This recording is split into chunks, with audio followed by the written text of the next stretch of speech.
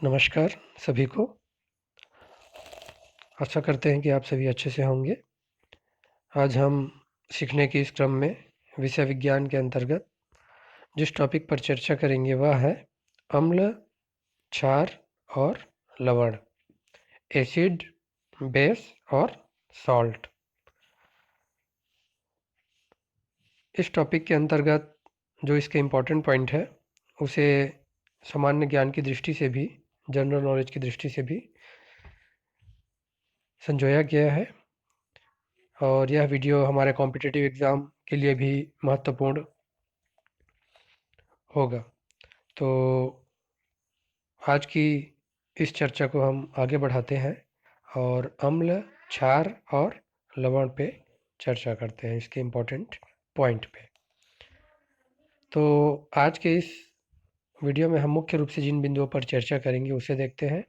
सबसे पहले हम देखेंगे अम्ल, क्षार, लवण के अंतर्गत कि अम्ल या एसिड क्या होते हैं, उसकी कैसे पहचान करते हैं, उपयोग क्या है। क्षार, बेस के बारे में जानेंगे, लवण या साल्ट के बारे में, और अंत में देखेंगे उपयोग या यूसेज, क्या क्या इनके उपयोग होते हैं। तो चलिए आगे बढ़ते हैं। सबसे पहले देखते हैं हम सूचक क्या होते हैं। रंग परिवर्तित कर अम्ली, एसिड या क्षारी बेस की सूचना देने वाले पदार्थों को सूचक कहते हैं। नाम से ही स्पष्ट है कि जो हमें सूचना देते हैं वे सूचक कहलाते हैं और ये रंग को परिवर्तित करके अम्ल या क्षार होने की सूचना देते हैं। कुछ सूचक के बारे में हम जानते हैं, जैसे लिटमस पेपर होता है, तो लिटमस पेपर का सूचक के रूप में उपयोग किया जाता है। इसके साथ ही साथ मिथाइल ऑरेंज एवं फिनोप्थेलिन का उपयोग भी सूचक के रूप में किया जाता है। मिथाइल ऑरेंज अम्लों के साथ या एसिड के साथ नारंगी रंग देता है, जबकि क्षारकों के साथ पीला रंग देता है, मिथाइल ऑरेंज। अगला सूचक है फिनोप्थेलिन। तो फिनोप्थेलिन क्या करता है, अम्लीय विलयन में रंगहीन होता है। यह अम्लीय विलयन में रंगहीन होता है फिनोप्थेलिन, जबकि क्षारीय विलयन में गुलाबी रंग देता है। क्षारीय विलयन में क्या देता है फिनोप्थेलिन, गुलाबी रंग। आगे बढ़ते हैं। इन सभी सूचक या इंडिकेटर के अलावा जो गुड़हल का फूल का उपयोग भी क्या किया जाता है, सूचक के रूप में किया जाता है। गुड़हल का फूल जो होता है वह अम्लीय विलयन में गहरा गुलाबी या मेजेंडा रंग देता है। चित्र में देख पा रहे हैं, गुड़हल का फूल जब इसे अम्लीय विलयन के साथ मिलाया जाता है तो सूचक का कार्य करता है और यह गुलाबी रंग देता है। यही गुड़हल का फूल को जब क्षारीय विलयन में मिलाया जाता है तो क्या करता है, वह हरा रंग देता है या उसको हरा कर देता है। अम्ल या एसिड की उपस्थिति में जो नीला लिटमस होता है वह क्या हो जाता है, लाल हो जाता है। लिटमस पेपर अलग अलग रंग के होते हैं, तो जो नीला लिटमस होता है वह क्या हो जाता है, लाल हो जाता है अम्ल की उपस्थिति में।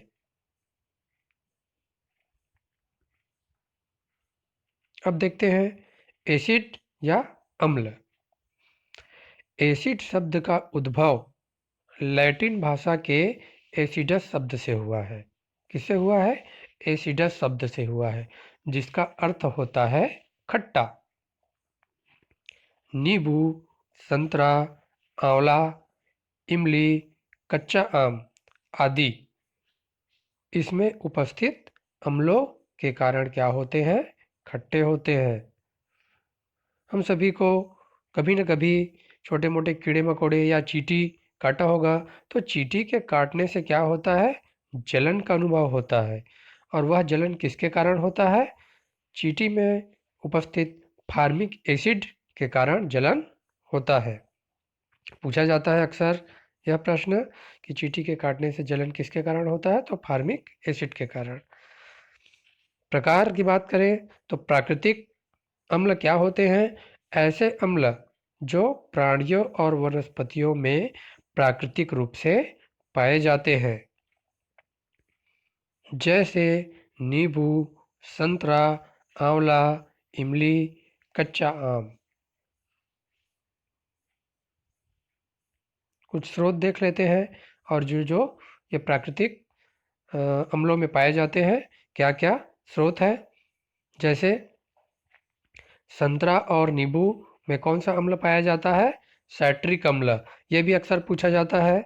सेब में कौन सा अम्ल पाया जाता है? मैलिक अम्ल। सेब में मैलिक अम्ल। चींटी एवं मधुमक्खी, चींटी एवं मधुमक्खी में फार्मिक अम्ल।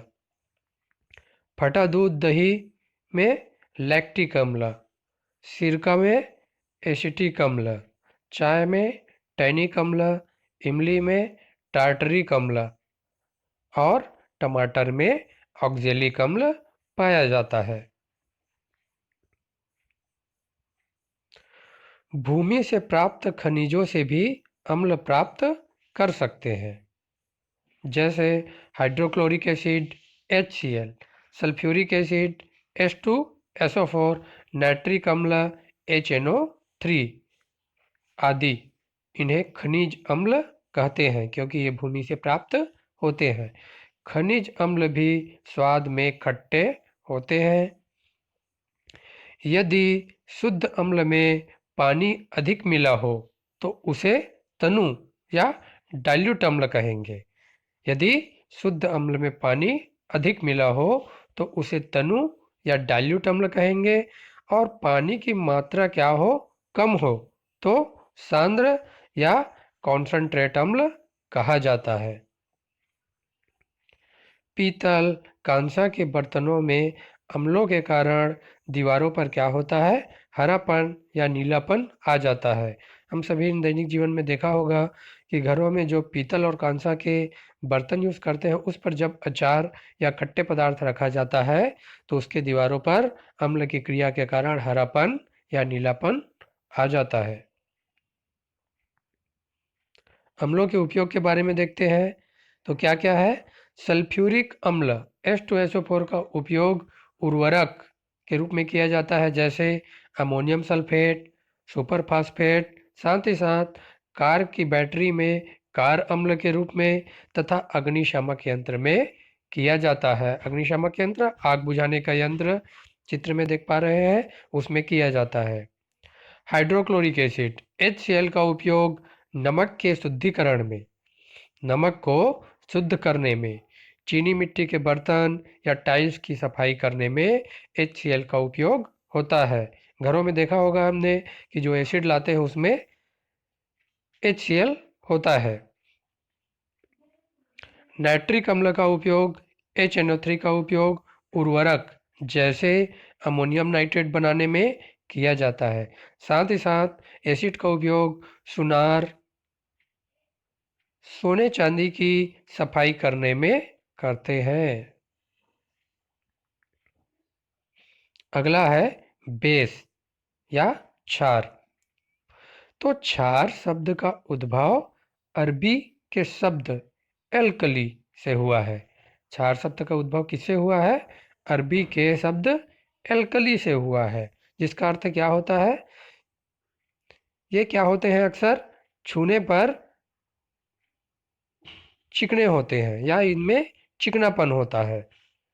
इसकी ये पहचान है। क्षार की लाल लिटमस को क्या कर देते हैं? ये नीला कर देते हैं। ठीक है, जो क्षार होते हैं वे, जैसे चूने का पानी, गुड़हल की पीसी पत्तियां तथा कपड़े धोने के सोडे आदि क्षार के उदाहरण है। गुड़हल की पीसी पत्तियों को छूने से चिकनापन होता है, हाथों में हमारे आ जाता है। कपड़े धोने का सोडा भी चिकना होता है। ये इसके पहचान है, चिकनापन क्षार के।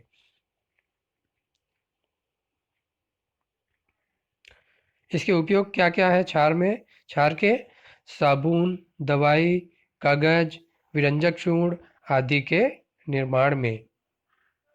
साथ ही साथ जब भूमि की अम्लीयता ज़्यादा हो जाती है तो भूमि और पानी की अम्लीयता को कम करने में भी क्षार का उपयोग किया जाता है। अम्ल और क्षार को याद करने का ट्रिक क्या है? जो लिटमस पेपर से हम चेक करते हैं कि कौन सा अम्ल है, कौन सा क्षार है, उसके लिए ट्रिक हम याद रख सकते हैं। अम्ल को याद करने के लिए है अनिल। अनिल अर्थात अम्ल अ से होता है अम्ल, और नीला लिटमस को वह लाल कर देता है। अनील, अनिल। उसी प्रकार क्षार के लिए हम याद रख सकते हैं छालानी। छालानी अर्थात छा से होगा क्षार। क्षार क्या करता है? लाल लिटमस को नीला कर देता है। इस तरीके से ट्रिक से हम याद कर सकते हैं लिटमस का रंग परिवर्तन का ट्रिक। उदासीनीकरण। उदासीनीकरण क्या होता है? अम्ल मिलाए जाने पर क्षार के क्षारीय गुण समाप्त हो जाते हैं तथा क्षार का विलयन मिलाए जाने पर अम्लीय गुण समाप्त हो जाता है। इस प्रकार ये एक दूसरे के प्रभाव को उदासीन कर देते हैं। अम्ल और क्षार की परस्पर क्रिया को उदासीनीकरण कहते हैं। जैसे चींटी के काटने पर तेज जलन अम्ल के कारण होती है। यदि उस स्थान पर कपड़े धोने का साबुन या खाने का सोडा लगाया जाए तो उदासीनीकरण के कारण जलन से राहत होती है। क्योंकि चींटी के काटने पर अम्ल हमारे जहाँ शरीर पे काटता है वहाँ पे चला जाता है, तो वहाँ पे अगर हम कपड़े धोने का सोडा या साबुन लगाते हैं तो क्या होता है? वह उसे उदासीन कर देता है। कपड़े धोने का सोडा और साबुन क्षार होता है, और अम्ल और क्षार की क्रिया से उदासीनीकरण के कारण जलन की क्रिया कम हो जाती है। आगे बढ़ते हैं। प्रति अम्ल। प्रति अम्ल क्या होते हैं? प्रायः लोग पेट में एसिडिटी की शिकायत करते हैं। हमारे पेट में पाचन के लिए अल्प मात्रा में तनु अम्ल होता है। हमारे पेट में पाचन के लिए अल्प मात्रा में तनु अम्ल होता है, जो भोजन को पचाने में सहायक है। जब पेट में इस अल्प अम्ल की मात्रा क्या होती है? कम हो जाती है, तो पाचन की समस्या होती है। जब अम्ल की मात्रा कम होती है तो पाचन की समस्या होती है। परंतु जब यह क्या हो जाता है? अधिक हो जाता है, तो क्या होता है? खट्टी डकारें आती है। इसके उपचार हेतु अम्लीयता को, एसिडिटी को कम किया जाता है, जिसके लिए दूध या मैग्नीशिया जैसे क्षारीय पदार्थ या इनों का भी जनरल प्रयोग करते हैं, किया जाता है। इन्हें ही क्या कहते हैं? प्रति अम्ल कहा जाता है। एसिडिटी को कम करने के लिए जो क्षारीय पदार्थों का उपयोग किया जाता है उसे ही क्या कहा जाता है? प्रति अम्ल कहा जाता है। अगला है लवण या साल्ट। उदासीनीकरण क्रिया में अम्ल और क्षार के मिलने से क्या बनता है? पानी और एक पदार्थ प्राप्त होता है। इस पदार्थ को क्या कहते हैं? साल्ट या लवण कहते हैं। जैसे उदाहरण है अम्ल HCl और क्षार NaOH, सोडियम हाइड्रोक्साइड और HCl की क्रिया कराया जाता है तो क्या बनता है? लवण और पानी। लवण अर्थात NaCl, सोडियम क्लोराइड, नमक और पानी, जल बनता है। लवण के उपयोग क्या क्या है? सामान्य लवण या नमक, सोडियम क्लोराइड, NaCl हमारे खाद्य पदार्थ का आवश्यक अंग है। सभी घरों में यूज होता है NaCl, सोडियम क्लोराइड। अगला है कपड़े धोने का सोडा। कपड़े धोने का सोडा का वैग क्या कहते हैं? Sodium carbonate, Na2CO3। यह भी पूछा जाता है अक्सर कि कपड़े धोने का सोडा का सूत्र क्या है, तो उसका है सोडियम कार्बोनेट Na2CO3। यह कपड़ा धोने के काम आता है। अगला है खाने का सोडा, सोडियम बाइकार्बोनेट, NaHCO3।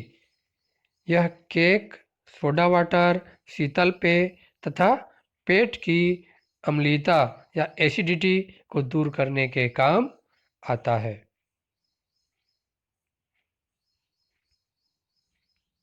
तो आज के इस वीडियो में हमने मुख्य रूप से अम्ल, क्षार और लवण, साथ ही साथ प्रति अम्ल, उदासीनीकरण क्या होते हैं, इन सभी के बारे में विस्तार से चर्चा किया, उनके उपयोगों के बारे में विस्तार से चर्चा किया। तो इसी तरीके के और एजुकेशनल वीडियो देखने के लिए हमारे साथ जुड़े रहिए। साथ ही साथ इस वीडियो के डिस्क्रिप्शन में आप इस टॉपिक से रिलेटेड हमारे ब्लॉग पोस्ट के बारे में भी देख सकते हैं। तो हमारे साथ जुड़े रहिए। आप सभी का बहुत बहुत धन्यवाद।